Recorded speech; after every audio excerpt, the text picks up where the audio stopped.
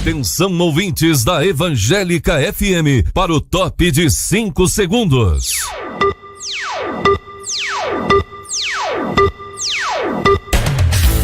A partir de agora, você estará ouvindo o programa Academia do Concurso, um programa que ajuda você a se preparar para passar em qualquer concurso público sem perder o contato com Deus. Os sonhos de Deus são maiores que os meus. Apresentador, professor Elisomar Alves. O lema é estudar até passar. Agora, aqui na Evangélica.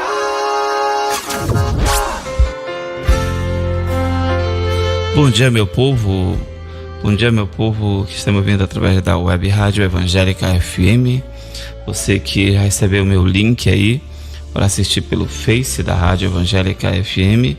Bom dia, esse que vos fala aqui é o professor Elisomar Alves, aqui com o apoio do nosso amigo irmão Júnior Soares. É um prazer para nós ter a sua audiência nesta manhã de quarta-feira, então, no meio da semana. Obrigado pela sua audiência. Hoje estaremos trazendo aqui mensagens de Deus através de hinos cantados, através de meditação e também um assunto de direito administrativo, um assunto que é bastante falado, mas porque cai também no concurso público, que são os princípios expressos, tá? E princípios implícitos na Constituição, tá? Vamos falar sobre princípios da legalidade, pessoalidade, moralidade, publicidade, eficiência, são os princípios expressos. Daqui a pouquinho, vamos começar ouvindo o nosso hino tema e eu ofereço a você nesta manhã os sonhos de Deus. Programa Academia do Concurso. Muito bem, vamos passar nesta manhã agora para a nossa meditação na Palavra de Deus, porque nós temos que começar, né? Sempre quando você for estudar, olha Deus primeiro, fale com Deus, porque Ele é o nosso Criador. O apóstolo Paulo falou que se nós esperarmos em Deus apenas nesta vida, nós somos os mais miseráveis de todos os homens. E o salmista disse que bem-aventurado é o homem que anda no caminho do Senhor, né? E não se detém no caminho dos ímpios. E em Josué, quando Deus dá a ele alguns conselhos, dentro desses conselhos ele fala que ele deveria meditar na palavra dele todos os dias, de dia e de noite. Então vamos meditar na palavra de Deus, Esther capítulo 5. Estamos desde de Esther capítulo 1, para quem está ouvindo pela primeira vez então este programa, estamos capítulo por capítulo a cada programa. Estamos meditando no livro de Esther, trazendo algumas lições para as nossas vidas. E hoje é o capítulo 5. O versículo escolhido aqui é versículo 2, que diz assim: E quando ele viu a rainha Esther esperando lá fora no pátio, teve boa vontade para com ela e estendeu-lhe o seu cetro de ouro.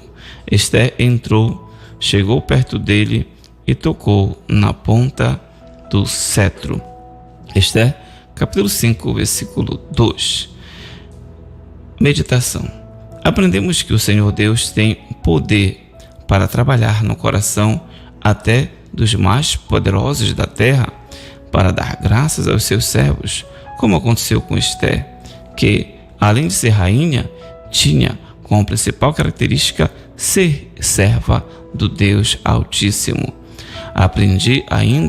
Aprendemos ainda com Esther que devemos ser sábios em fazer e em colocar em prática nossos planos, mesmo dependendo de Deus, né?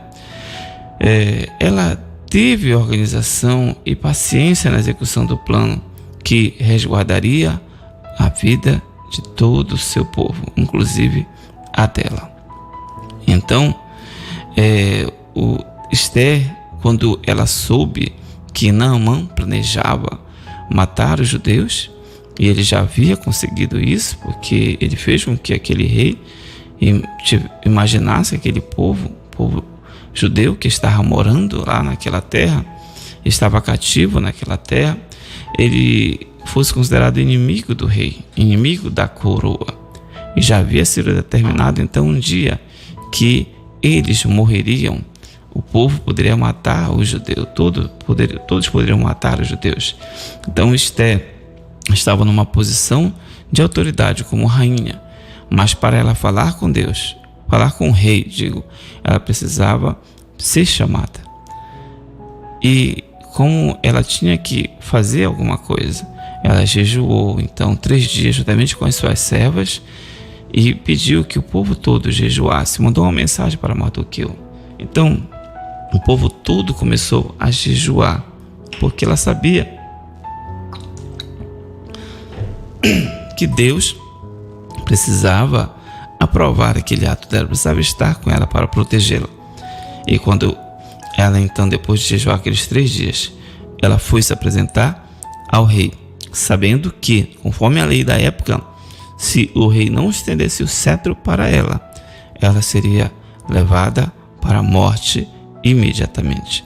Era uma lei severa demais. Só o rei poderia chamar alguém na sua presença. Então, ela foi assim mesmo, sabendo que poderia morrer. Mas ela tinha que fazer alguma coisa, porque senão todo o povo iria morrer. Ela colocou a vida dela em perigo. Mas ela foi, e o rei então, ele usou de benevolência para com ela, porque Deus tocou no coração do rei Assuero. E quando ele a viu lá no pátio, lá fora, o seu coração então se encheu de amor, ele estendeu o cetro, e ela então entrou feliz, alegre, sabendo que o primeiro passo do seu plano já havia dado certo. Então ela conversou com o rei e teve toda aquela conversa, mas não disse ainda o que era, porque ela não poderia falar naquele momento. Então ela chamou o rei para um jantar, disse que tinha ido convidar ele para um banquete, e junto com o rei queria um amigo do rei fizesse presente. Esse amigo era Amã. Mal sabia Amã o que Esté estava planejando, porque ele havia planejado algo muito grande, um plano de morte contra o povo de Deus. Mas o povo de Deus também não é besta. Deus é inteligente e dá sabedoria ao seu povo. Então Esté organizou muito bem o seu plano e não falou ainda naquele momento, deixou o rei curioso. Dizem que as mulheres são muito curiosas, né? Mas os homens também são curiosos. Então ela deixou o rei curioso e deixou um convite para Amã. Quando Amã soube daquele convite, ficou super feliz, sabendo que a rainha iria dar um banquete para o rei e ele era também um convidado especial. Ele ficou muito feliz porque aquele homem, ele queria a grandeza terrena, ele fazia tudo para ter a grandeza terrena. Era um homem egoísta, um homem que queria aparecer, um homem que queria estar sempre em cima dos pedestais, acima de todas as pessoas, mas só que ele queria isso sabendo que o povo poderia ser, ele queria isso mesmo diante da morte de um povo tão importante naquele reino que era o povo judeu. Mas ele não sabia que estava mexendo com o povo de Deus, e quem mexe com o povo de Deus mexe com Deus, né? Quem mexe com você mexe com Deus. Então não se preocupe, não fique aí pelos cantos choramingando.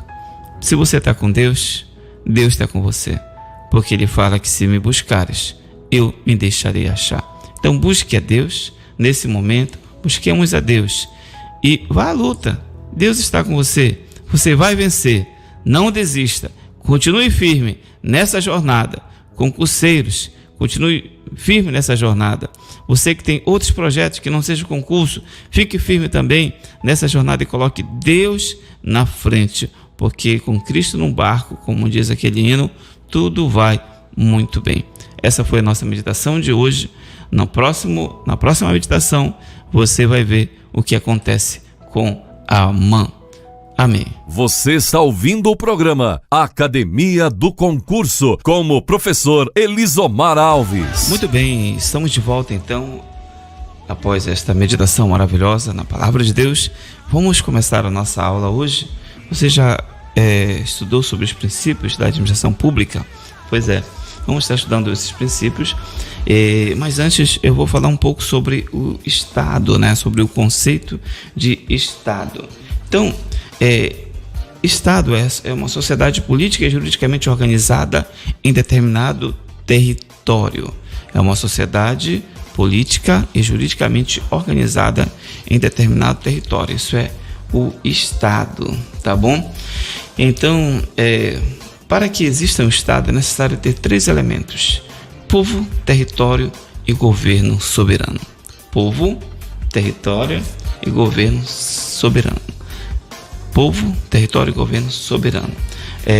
Então, o Estado ele é um sujeito de direitos. O Brasil, por exemplo, é um Estado, né? É um Estado, ele tem o povo, tem o território e tem um governo soberano. Então, é uma sociedade organizada no Brasil, né? Nós temos um território no nível jurídico e político e há um governo soberano. E esse Estado, por ser uma pessoa jurídica, trava relações jurídicas. Ele tem relações não só com outros Estados, mas também com seus cidadãos. Então, o Estado ele tem relação jurídica com outros Estados e também com seus cidadãos. Tanto que os cidadãos eles podem ir contra este Estado na própria justiça, né, contra o próprio Estado. Então, o artigo 37, parágrafo 6 da Constituição Federal dispõe que se o agente do Estado agindo em nome do Estado causar dano ao particular, o Estado terá que indenizar esse particular. O Estado tem direitos e obrigações, não só com relação aos seus administrados, como também em relação a outros países. Já houve uma época do absolutismo em que o Estado ele só tinha direitos, né? Cobrava imposto, cobrava isso, cobrava aquilo. Na prática, o povo não tinha direito de cobrar nada. Quem cobrava era morto, né? Não podia se insurgir. Então, as coisas com o tempo foram mudando, depois de muita luta, né? O artigo 37 da Constituição fala que a administração pública direta e indireta de qualquer dos poderes da União, dos Estados, do Distrito Federal e dos municípios obedecerá aos princípios da legalidade, da impessoalidade, da moralidade, da publicidade, da eficiência. E também é o seguinte, aí lá no artigo 6º que eu citei, fala que as pessoas jurídicas, direito público e direito privado, prestadoras de serviços públicos, responderão pelos danos que seus agentes nessa qualidade causarem a terceiros, assegurado o direito de regresso contra o responsável nos casos de dolo ou culpa.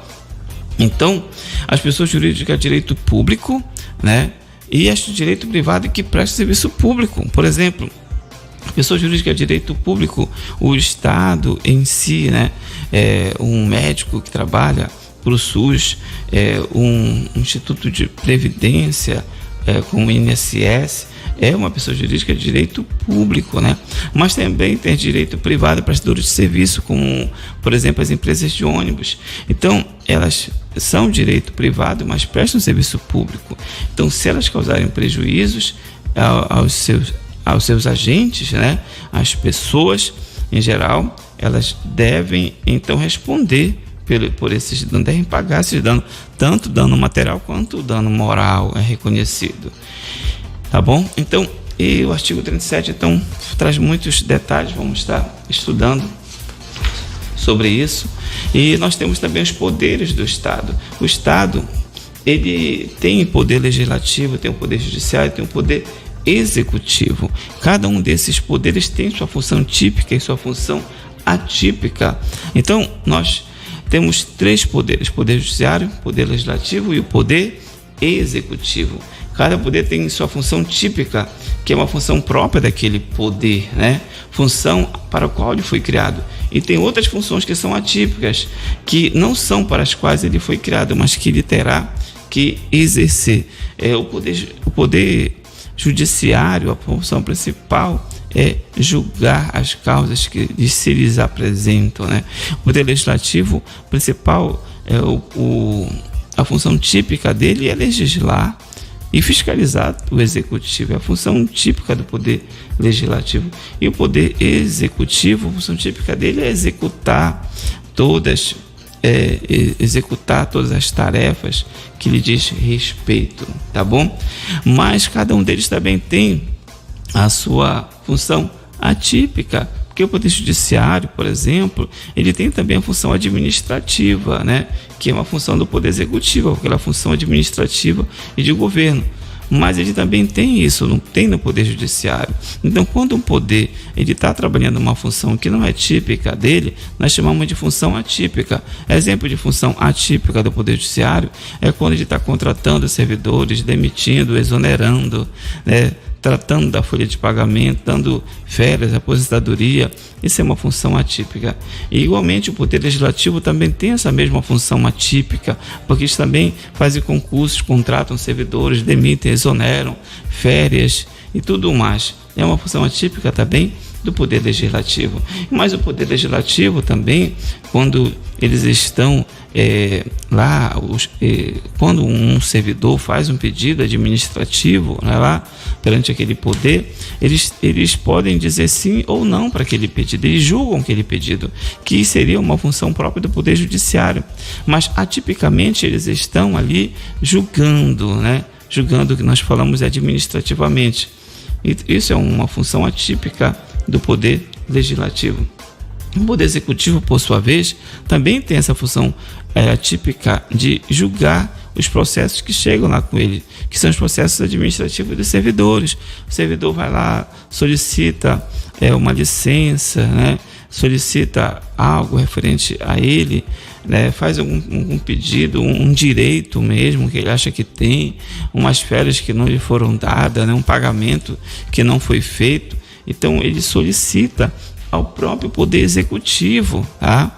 Lá na Secretaria de Administração ele entra com aquele pedido, ou na sua secretaria própria o servidor faz aquele pedido, é um pedido administrativo, mas o Poder Executivo, quando ele faz o julgamento daquele pedido administrativo, ele está agindo atipicamente com uma função judicante, que seria uma função do Poder Judiciário, tá bom?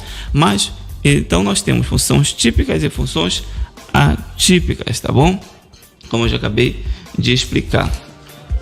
Nós vamos agora passar para um outro ponto aqui, que são os regimes jurídicos, né? O regime jurídico administrativo, nós temos regime jurídico de direito público e de direito privado, né? Quando nós falamos de regime jurídico de direito público, é porque o Estado, as suas funções, ele trabalha com base no direito público, né? O direito constitucional é um direito público, direito eleitoral é um direito público, tá bom? Como exemplo, direito administrativo é um direito público, mas nós temos direito privado, como o direito civil é um direito privado que rege as relações entre as pessoas, tá bom?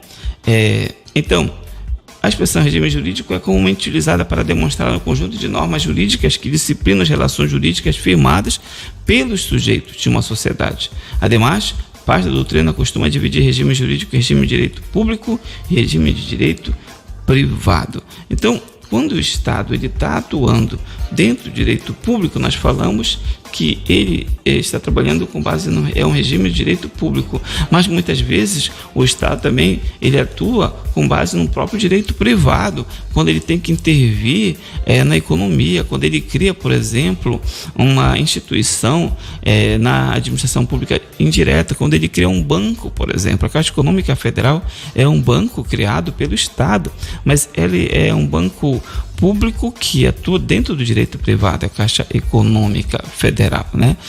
É uma sociedade de economia mista. Nós temos, por exemplo, o Banco do Brasil, a Caixa Econômica, ela está no ramo das empresas públicas, porque o capital dela é todo público, mas o Banco do Brasil, o capital dele é misto, então é uma sociedade de economia mista, mas é criado pelo Estado, tá? Ele é criado no regime, mas ele vai trabalhar no regime de direito privado, né? Ele vai contratar os seus servidores, por exemplo, pela CLT. Vai contratar servidores pela CLT. Então ele vai atuar dentro do direito privado, embora seja uma instituição criada pelo próprio Estado, tá bom? Então são os regimes de direito público e direito privado. E a administração pública ela atua principalmente no ramo do direito público, mas também em alguns momentos, como eu já dei esse exemplo, ela atua no ramo do direito privado, tá bom? vamos trazer mais algumas informações aqui. Vamos entrar então agora. Temos uma questão aqui, vou trazer para você essa questão. Vamos ver, é muito importante. Diz assim, ó: a administração pública pode estar sujeita tanto ao regime de direito privado quanto ao regime de direito público. Eu acabei de dizer que sim, ela pode estar sujeita tanto ao regime de direito público quanto ao direito privado. Correto essa afirmação. Se você não tivesse essa informação, você poderia dizer: não, peraí, a administração pública só direito público. Não, ela pode atuar também no direito privado, quando ela precisa então intervir na economia, né, de alguma forma. Agora, nós vamos falar um pouquinho mais sobre regime de direito público e direito privado. Mais uma noção aqui. Regime de direito público: normas que disciplinam a supremacia da indisponibilidade do interesse público, colocando a administração em posição de verticalidade perante os particulares. Já no regime de direito privado, são normas em geral aplicáveis aos particulares que colocam as partes em condições de igualdade, tá? Então, as normas de direito público, elas colocam o Estado numa posição de supremacia, né? E há indisponibilidade do interesse público, ele está acima dos interesses particulares. O direito público está acima do interesse particular. Já o direito privado, o regime de direito privado, coloca todos no mesmo nível, né? É aplicável aos particulares e coloca as partes em condições de igualdade. Tá bom, pessoal? Então, nós temos o regime jurídico administrativo, que é o conjunto de normas formadas, por um lado, pelas prerrogativas, que é a supremacia, e de outro, pelas sujeições, são as restrições. Por isso que a sua base é formada pelos princípios da supremacia e da indisponibilidade do interesse público. Então, regime jurídico administrativo, ele tem duas bases. Principal, que é os princípio da supremacia do interesse público e indisponibilidade do interesse público. Supremacia do interesse público e indisponibilidade do interesse público. Quando falamos de supremacia, significa que está acima, o interesse público está acima de qualquer outro interesse. E quando ele é indisponível, significa que não se pode abrir mão dele. O gestor público não pode abrir mão. Aquela pessoa que nós elegemos não pode abrir mão do interesse público. Ele deve então atuar, é um poder-dever. Ele não pode abrir mão, por exemplo, da saúde pública, ele não pode abrir mão de nada que venha proteger o direito das pessoas, tá bom? Então, vamos entrar agora, como eu falei, nos princípios da administração pública. A base do regime jurídico administrativo encontra-se nos princípios da supremacia e da disponibilidade do interesse público, como já falado. Porém, temos vários outros princípios que orientam a atividade administrativa.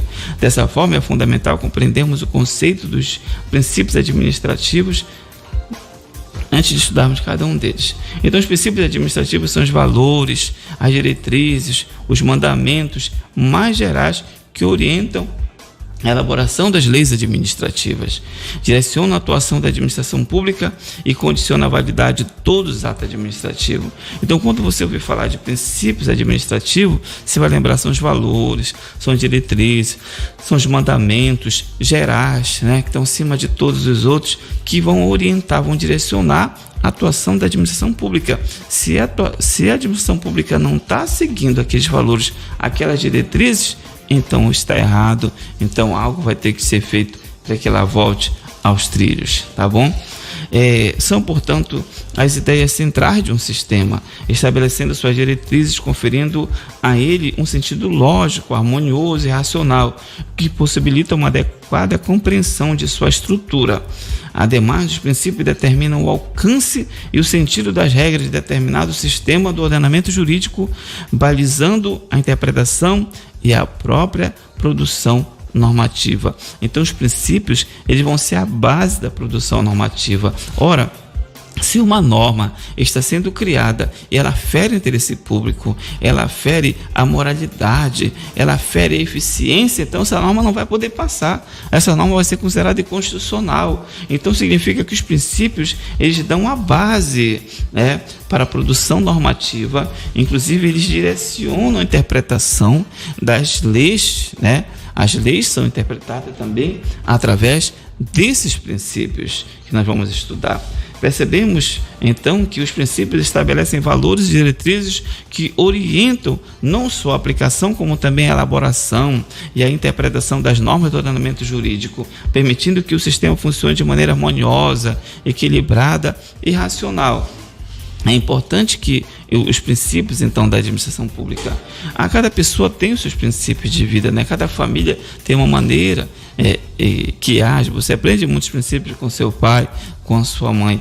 A administração pública, ela tem os seus princípios que vão direcionar. E a administração pública, ela só pode agir dentro do que está na lei. Se não tiver na lei, o gestor público não pode agir. Diferente do particular. O particular, ele pode fazer qualquer coisa, contanto que não esteja proibido na lei.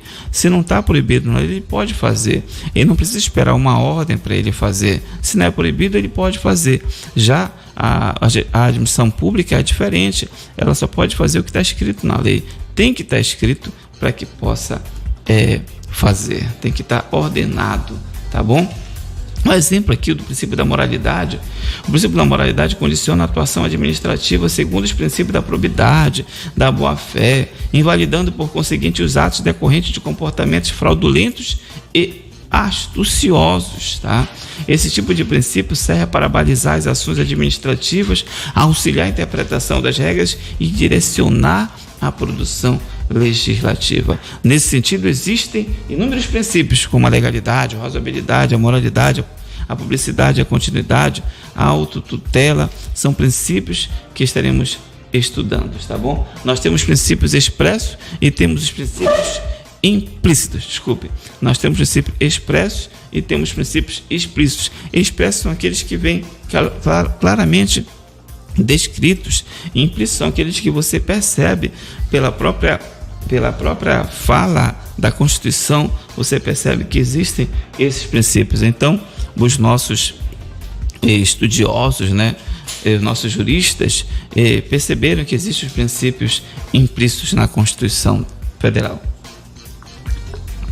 Então, pessoal, nós vamos então estar entrando basicamente nos princípios. O artigo 37, como eu já disse, ele fala os princípios, ele cita os princípios explícitos, tá? Que, aliás, explícitos, expressos, que está lá claramente. Diz assim: a administração pública direta e indireta de qualquer dos poderes da União, dos Estados, do Federal e dos municípios obedecerá aos princípios da legalidade, impessoalidade, moralidade, publicidade e eficiência, tá? Esses são os considerados princípios expressos. São esses os princípios expressos, tá bom? Vamos lá, então, entrar. Temos uma questão antes de continuar. Tem uma questão boa aqui, vamos treinar. Uma questão da FCC, né? Vamos só dizer se está certo ou se está errado. Os princípios que balizam a atuação da administração pública estão todos subordinados ao princípio da legalidade, erigido pela Constituição Federal como cláusula pétrea. É verdade isso? É uma questão meio que leva aquela pessoa que está fazendo a prova a ficar muito na dúvida, né? Vamos ver de novo? Os princípios que balizam a atuação da administração pública estão todos subordinados ao princípio da legalidade, erigido pela Constituição Federal como cláusula pétrea. Veja bem, eu nunca vi dizer que todos estão subordinados ao princípio da legalidade. Não, eles estão no mesmo nível, os princípios de legalidade, impessoalidade, moralidade, publicidade e eficiência. Então, esta assertiva está totalmente errada. Não há hierarquia entre os princípios. Quando houver um aparente conflito entre os princípios, deverá ser adotada uma ponderação entre eles para aplicar a interpretação que melhor se harmonize com a situação concreta, sem que exista um princípio que imediatamente esteja acima dos demais. Por exemplo, a atuação administrativa deve pautar-se na lei, de tal forma que a administração não pode praticar ou manter os efeitos de atos ilegais. Uma vez identificada a ilegalidade em regra, a administração deverá realizar a anulação. A administração pode, através do poder da autotutela, anular então aquela regra ilegal. No entanto, se a legalidade ocorreu há muito tempo, a sua anulação poderá trazer prejuízos maiores do que a manutenção do ato. Assim, o princípio da legalidade dá espaço para a aplicação do princípio da segurança jurídica, de tal forma que o ato, ainda que ilegal, não poderá ser anulado quando houver a prescrição ou a decadência. Não significa que o princípio da segurança jurídica esteja acima do princípio da legalidade, mas no nosso exemplo, na ponderação entre os dois, prevaleceu o princípio da segurança jurídica. Então, quando um fato levar você a ter que escolher entre um princípio e outro, aí deverá haver a questão da ponderação, né? Temos o princípio da vida, temos o princípio da a vida, né? Todos têm direito à vida. Então imagina só, existem casos em que a pessoa perde a liberdade. No Brasil não é permitido não é permitido pena de morte, a não ser em casos de guerra, né? Tempos de guerra declarada. Mas a liberdade a pessoa pode perder. Ela pode perder a liberdade, dependendo de alguns casos. Embora seja um dos direitos principais da pessoa, ela pode perder, tá bom? Se tiver descrito na lei e a pessoa, então, ela quebrar aquilo que está na lei, tá bom? Vamos ver se tem outra questão aqui. Tem uma outra questão aqui, olha só. São princípios que regem a administração pública, expressos na Constituição Federal de 88: legalidade, indivisibilidade, moralidade, publicidade e eficiência. Preste atenção, você precisa gravar esses 5 princípios expressos que eu já falei, muitos já sabem.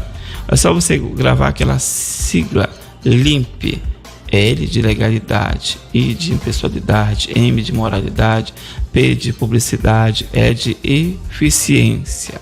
Grave isso. Aqui na questão fala que são princípios que regem a administração pública expressos. Ele quer princípios expressos na Constituição: legalidade e indivisibilidade. Nós não falamos em princípio da indivisibilidade, moralidade, publicidade e eficiência. Então está errado por causa dessa palavrinha. Então, se não tiver claramente descrito esses 5 e a questão estiver pedindo princípios expressos, então está errado, tá? Você não colocou corretamente. Indivisibilidade não está expresso na Constituição Federal. Então, gabarito errado. Então, vamos trabalhar agora os 5 princípios expressos previstos no artigo 37. Vamos lá? Quando são, nesse momento, 9h44. Vamos ouvir um hino e depois continuamos. Então, o hino que vamos ouvir agora é Confio em Ti, de Davi Sasser. Confio em Ti. E vai o meu alô aí para Wanda, para Joselma, Heloíse, Dona Eva, Seu Elias, Euseli, Eudilene, Eudiane, todas essas pessoas aí que estão ligadas então no nosso programa hoje. E se você está ligado, mande um alô para nós pelo WhatsApp 991786210 ou pelo Face Elisomar Alves, ou mesmo então pelo Face da Rádio Evangélica FM. Se você está ouvindo essa aula através do YouTube, você pode também mandar um alô para esse WhatsApp que eu falei, para eu poder mandar um material ou outro link de outros vídeos meus, tá certo? Você está ouvindo o programa Academia do Concurso com o professor Elisomar Alves. É isso aí, pessoal. Vamos continuar então a nossa aula aqui sobre princípios da administração pública. Nós já falamos então sobre Estado, já falamos então de modo geral sobre os princípios, já falamos sobre os poderes do Estado, né? Poder executivo, legislativo e judiciário. Falamos sobre funções típicas e atípicas. Vamos falar sobre os princípios expressos, são 5. Vamos começar pelo princípio da legalidade, estão no artigo 37, caput da Constituição Federal. Então, o princípio da legalidade está previsto expressamente no artigo 37 da Constituição Federal. Ele é aplicável às administrações públicas direta e indireta de todos os poderes, de todas as esferas do governo. Todos os princípios são aplicáveis a todos os poderes, todas as esferas do governo. Esse princípio nasceu com o Estado de Direito, que impõe a atuação administrativa nos termos da lei. É o Estado que cria as leis, mas ao mesmo tempo deve submeter-se a elas. A sociedade não quer um governo de homens, mas um governo de leis, né? Por quê? Porque os homens podem mudar a qualquer tempo, a qualquer momento, conforme o seu ânimo, né? As leis têm todo um procedimento para serem feitas, então não são mudadas assim de uma hora para outra, tá bom? E o povo, então, para se proteger, ele clamou por Constituição, clamou por leis. Então, você que estuda a história, você vê que o povo clamou por Constituição, para que a Constituição viesse a tolir, a dirigir o poder daquele déspota que queria fazer tudo o que ele quisesse e pronto. O marco foi a Revolução Francesa, mas antes disso teve a Revolução Gloriosa lá na Inglaterra, que diminuiu bastante o poder do rei. O rei, ele passou então a reinar, mas deixou de governar. A governança passou para o parlamento, tanto que na Inglaterra até hoje o sistema é parlamentarista, o parlamentarismo, tá? Parlamentarista também. Então, outros sistemas, como o presidencialismo, também tolheu o poder então do rei, né? Passamos a ter presidente. O princípio da legalidade é muito importante.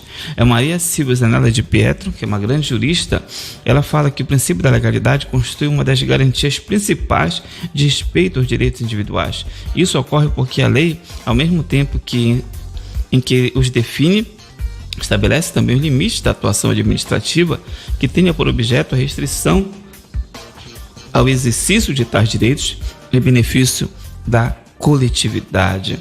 Então, a legalidade apresenta dois significados distintos.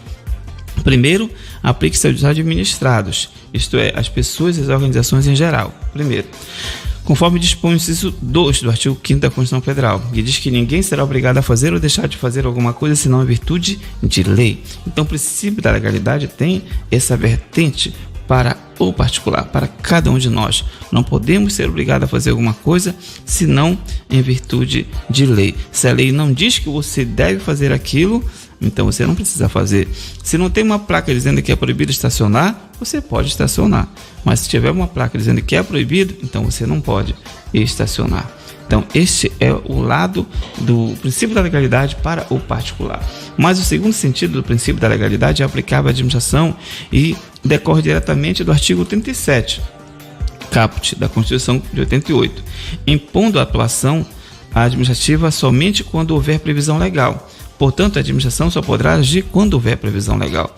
Por esse motivo, ele costuma ser chamado de princípio da estrita legalidade. É como se, pegando o mesmo exemplo que eu falei, que se não tem uma placa dizendo que você é proibido de estacionar, você pode estacionar. Já para a administração pública, não. Ela só poderia estacionar se tivesse uma placa dizendo para ela estacionar. Entendeu? Se fosse imagina assim, um carro da administração pública, sendo um carro, se ela só pode fazer o que está nas placas. Se a placa diz estacione, ela pode estacionar, tá bom? Se a placa diz não estacione, ela não pode estacionar. Já o particular não, se não tem nada proibindo, ele pode fazer. A administração pública só pode fazer o que está previsto em lei, se houver previsão legal, tá bom? Então são as duas vertentes aí do princípio da legalidade. Um pouco mais sobre o princípio da legalidade. O inciso 2 do artigo 5º da Constituição também serve de proteção aos direitos individuais, pois, ao mesmo tempo em que permite que o administrado faça tudo que não estiver proibido, né, em lei, ele impede que a administração tente impor restrições, ou seja, o conteúdo da norma permite que o administrado atue sobre sua vontade autônoma e impede que a administração imponha limites não previstos em lei. Então, a administração não vai poder impor nada ao particular que não está previsto em lei. Imagina, se não tivesse lei e um guarda de trânsito pudesse multar você a hora que ele quisesse, tendo placa ou não. Não, você não deveria ter então estacionado aqui, mas não tem placa, não interessa, vai ser multado assim mesmo. Já pensou? Se a administração pudesse fazer o que ela quisesse, a hora que ela quisesse, seria um caos, né, para a população. E você que não tomou o cafezinho, então aproveite, pegue seu café e tome o seu café também. Dizem que ajuda a não dar sono. Se você começa a estudar e começa a dar sono, então leia em pé, ande, só não se renda ao sono. Não vá querer tirar uma soneca, vou dormir um pouco depois disso. Não, isso aí é conversa. A nossa mente, ela é preguiçosa, ela vai fazer tudo possível para você não estudar. Você então tem que vencer a sua mente preguiçosa e colocar ela para trabalhar, tá bom? Então imagine que a sua mente é aquela pessoa preguiçosa que não quer trabalhar. Você manda a pessoa trabalhar, ela não quer trabalhar, e você vai lá e manda, ordena até que ela tem que ir trabalhar. Assim você tem que fazer com a sua mente. Você tem que dominar a sua mente, não ela dominar você. A primeira coisa que a mente vai fazer para você é criar um monte de artifício para você não estudar, lembrar você de um monte de coisa que você tem que fazer para você não estudar, porque a mente não quer trabalho, tá bom? A mente não quer trabalho. Tem um ditado que diz assim, que se fosse fácil, todos seriam fortes. Então, vamos ser firmes, vamos ser fortes. Acabamos de falar, então, rapidamente sobre o princípio da legalidade, tá bom? Vamos, então, a mais um princípio aqui, o princípio, então, da impessoalidade. O princípio da impessoalidade, também apresentado expressamente na Constituição Federal de 88, apresenta 4 sentidos, né? O princípio da finalidade é sentido amplo. O princípio da finalidade é sinônimo de interesse público, uma vez que todo e qualquer ato da administração deve ser praticado visando a satisfação do interesse público. Por outro lado, em sentido estrito, o ato administrativo deve satisfazer a finalidade específica. Então, é impessoalidade. O ato administrativo ele deve ser impessoal. O gestor público não pode direcionar as coisas. Desse princípio da impessoalidade, por exemplo, surge o concurso público, né? Concurso público, porque o Estado, o gestor público não pode chegar lá e dizer, não, eu quero esse para trabalhar comigo. Não. Existe, lógico, os cargos comissionados, existe inclusive o contrato administrativo, que é um câncer, né, na administração pública. Eles nunca conseguem acabar com isso, porque não era para ter contrato administrativo, como acontece, passa ano e vem prefeito e sai prefeito, ele continua mantendo os contratos administrativos, sempre é uma justificativa, e nós sabemos que a principal justificativa é colocar os seus apadrinhados, colocar as pessoas que estiveram trabalhando na campanha, ajudando na campanha, ou aqueles que são mais puxa-saco mesmo, mentirosos, enganadores, todo tipo de gente tem. Então, o gestor público acaba colocando essas pessoas porque ele precisou dessas pessoas para se eleger através de contrato administrativo. Mas o contrato administrativo é exceção. O correto é o concurso público, a regra é o concurso público e não o contrato administrativo como vem ocorrendo, porque justamente por causa do princípio da impessoalidade. Através do concurso público, o Estado ele vai poder contratar os melhores profissionais, né, através de critérios objetivos que não venham a privilegiar especificamente um ou outro, tá bom? Eu já falei que o princípio da impessoalidade ele fala do princípio da finalidade, ele traz para nós também uma noção do princípio da igualdade ou da isonomia, que diz assim: o princípio da impessoalidade se traduz na ideia de isonomia, pois a administração deve atender a todos os administrados sem discriminações. Não se pode favorecer pessoas ou se utilizar de perseguições indevidas, consagrando assim o princípio da igualdade ou isonomia. Veja que você chega no serviço público, você tem que ser atendido igualmente. Ricos e pobres devem ser atendidos igualmente pelo serviço público, tá bom?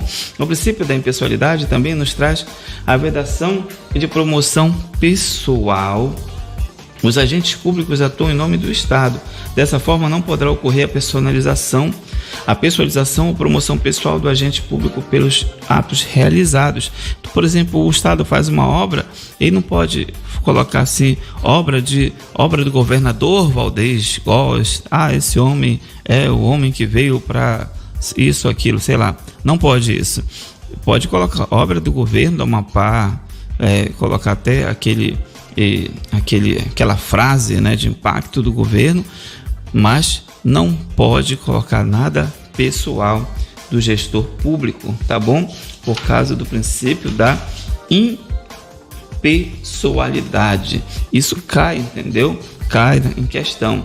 Esse significado decorre diretamente da disposição do parágrafo 1º do artigo 37. Então, a publicidade dos atos programas, obras, serviços e campanha dos órgãos públicos deverá ter caráter educativo, informativo ou de orientação social, dela não podendo constar nomes, símbolos ou imagens que caracterizem promoção pessoal de autoridade ou servidores públicos. Então, aquele prefeito, aquele governador não vai poder fazer cada obra, cada coisa que ele faz, que ele inaugura, colocar o nome dele, né, prevalência. Não, ele tem que colocar situações de caráter educativo, informativo, orientação social.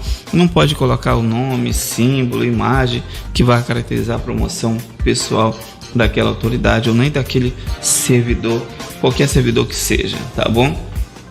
Slogans de campanha não podem ser utilizados, tá bom, pessoal? Então, também o princípio da impessoalidade fala sobre impedimentos e suspeição. Esses institutos possuem o objetivo de afastar de processos administrativos ou judiciais as pessoas que não possuem condições de aplicar a lei de forma imparcial, em função de parentesco, amizade ou inimizade com pessoas que participam do processo. Imagina só um juiz, né? Aquela pessoa que é o réu é seu parente. A tendência é a pessoa querer ajudar o seu parente, a não ser que seja um parente que tem ódio, né? Tenha raiva, alguma coisa assim, mas isso é exceção. A regra é que a pessoa vai querer ajudar. Então, ele não pode julgar um parente seu, ele tem que se declarar suspeito. Imagina num processo civil, né, em que a juíza está lá e o cara que está sendo a outra parte adversa é o seu marido, está lá naquele processo, ela vai poder julgar? Não, tem que se declarar suspeito. Por quê? Porque é impessoal. A justiça tem que ser impessoal. O agir do Estado é impessoal. Em qualquer atuação do Estado tem que ser de forma impessoal. Mesmo no Poder Judiciário, mesmo no Poder Legislativo, mesmo no Poder Executivo, a questão do impedimento, da suspensão, vigora. Não é só no Poder Judiciário, a gente costuma muito falar em suspeição no Poder Judiciário. No Poder Executivo também tem que ter suspeição, impedimento. No Poder Legislativo, da mesma forma. Por exemplo, se um juiz possui inimizade reconhecida como uma pessoa que seja parte de um processo, ele não poderá julgar de forma imparcial. Foi inimigo, né? Como eu falei, pode ser um parente, já é suspeito, imagina um parente inimigo.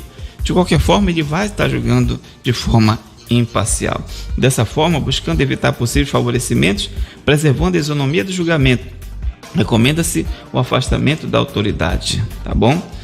Na verdade, os dois últimos aspectos nada mais são do que consequência lógica das duas primeiras aplicações, o princípio da finalidade e da isonomia. Então, o impedimento é suspeição, ela decorre do princípio da impessoalidade, tá bom? Decorre do princípio da impessoalidade. Vamos agora passar para outro princípio, é o princípio da moralidade.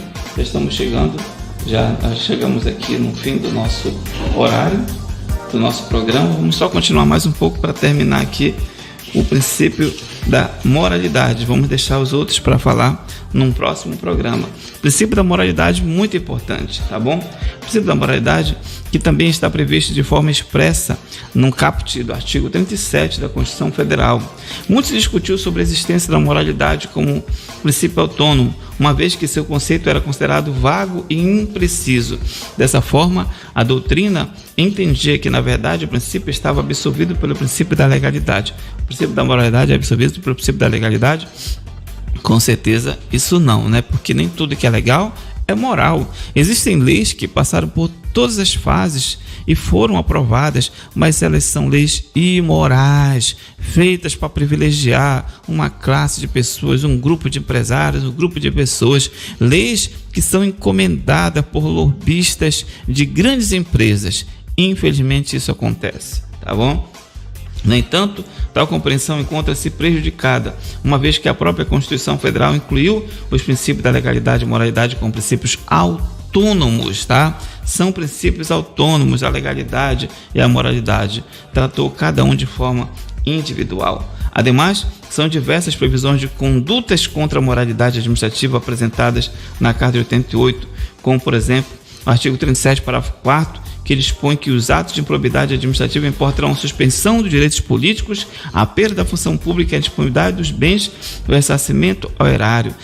Através desse princípio da moralidade, veio a lei de improbidade administrativa para punir aqueles agentes que são ímprobos, que agem contra a moralidade, tá bom? Então esse princípio, gente, ele é muito importante. Nós tivemos a lei 9.784/99, prevê o princípio da moralidade, seu artigo 2º caput, obrigando assim a administração pública federal. O parágrafo único diz assim: atuação segundo padrões éticos de probidade, decoro e boa-fé. Dessa forma, podemos perceber a autonomia do princípio da moralidade. Nessa linha, Maria Silvia Zanella de Pietro dispõe que sempre que em matéria administrativa se verificar que o comportamento da administração ou do administrado que com ela se relaciona juridicamente, embora em consonância com a lei, ofende a moral, os bons costumes, as regras de boa administração, os princípios de justiça e de equidade, a ideia de honestidade, estará havendo ofensa ao princípio da moralidade administrativa, mesmo que eles estejam agindo de acordo com a lei, mas se eles estão ofendendo o princípio da moralidade, então está totalmente errado, esse ato não pode prevalecer, não pode continuar. Tá bom, pessoal? Então esse aí foi o princípio da moralidade. Através do princípio da moralidade, ainda tem mais aqui, decorre o dever de atuação ética, que é a probidade, decorre a concretização dos valores consagrados na lei, decorre a observância dos costumes administrativos, a validade da conduta administrativa se vincula à observância dos costumes administrativos, ou seja, as regras que surgem formalmente do cotidiano administrativo a partir de determinadas condutas da administração. Então você sabe, você que tem uma conduta moral, né, passa a fazer parte do seu caráter. Então o caráter administrativo deve ter uma conduta moral, sempre uma conduta moral. Porque a administração pública, ela trata de valores, né? Ela trata de pessoas, cuida de pessoas. Tudo que a administração pública faz é para cuidar do seu povo, deve ser para cuidar do seu povo. Na prática, nós vemos que isso não acontece sempre, embora tenhamos tantas leis, mas esse é o objetivo, né? O Estado, ele existe como um ente, e ao mesmo tempo esse Estado tem que privilegiar o seu cidadão. Mas acontecem momentos em que os interesses do cidadão e do Estado se contrapõem. Aí existem as brigas sociais, as manifestações sociais, porque o interesse do Estado é um, o interesse da população é outro. Você vê nessas reformas previdenciárias, nessas grandes reformas, o Estado quer uma coisa, mas o povo acha que não é aquilo, que aquilo não está o suficiente. Então há aquela briga, há aquela luta. E uma lei, uma reforma, ela é forjada em luta, com muita luta. Até lá dentro do Senado, dentro da Câmara dos Deputados, há muita briga. E aí é que é o problema, que muitas vezes quem vence essa briga são as grandes empresas, são os grandes conglomerados, são aqueles que têm mais lobby lá dentro. O povo só consegue vencer quando ele então vai às ruas, se movimenta, se organiza. E mesmo assim, devemos pensar quem está por trás de grandes movimentos. Muitas vezes é um outro grupo político que também quer ganhar o poder, que também quer vencer, ou seja, é uma luta constante. A luta pelo direito é uma luta constante. Tá certo, pessoal? Obrigado. Então vamos continuar na próxima aula, que será, vou ver ainda, na sexta-feira não vou poder fazer o programa, né? Mas vou verificar, quem sabe amanhã, mesmo na quinta-feira, se não só na segunda-feira, vamos continuar esta aula sobre os princípios expressos e depois passaremos para os princípios explícitos da Constituição Federal. Forte abraço a você, tudo de bom, tenha um bom dia na paz do Senhor, compartilhe então essa nossa aula, tá certo? Você acabou de ouvir o programa Academia do Concurso com o professor Elisomar Alves. Esperamos por você no nosso próximo programa. Curta e compartilhe. Deus está com você.